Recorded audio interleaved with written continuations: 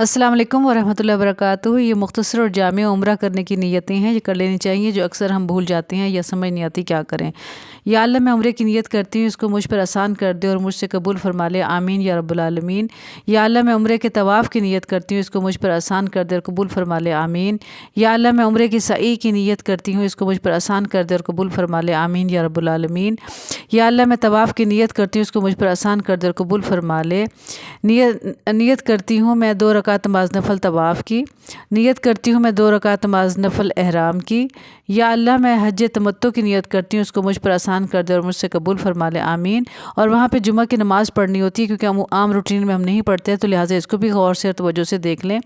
इसकी 4 सुन्नत होती हैं, फिर 2 फ़र्ज़ और फिर 4 सुन्नत और फिर 2 सुन्नत और फिर 2 नफ़ल। ये वहाँ की तरतीब है। उसके बाद नमाज जनाज़ा वहाँ ज़रूर पढ़ें, क्योंकि नमाज जनाज़ा पढ़ने का बहुत ज़्यादा सवाब होता है। नमाज जनाज़ा का तरीका यह है कि पहली रकत में सुबहानक अल्लाहुम्मा व बिहम्दिक का मुकम्मल पढ़नी है, और दूसरी रकत में दुरूद शरीफ पढ़ना है, तीसरी रकत में मैयत के लिए दुआ पढ़नी है और फिर सलाम फेर लेना है। अस्सलाम वालेकुम।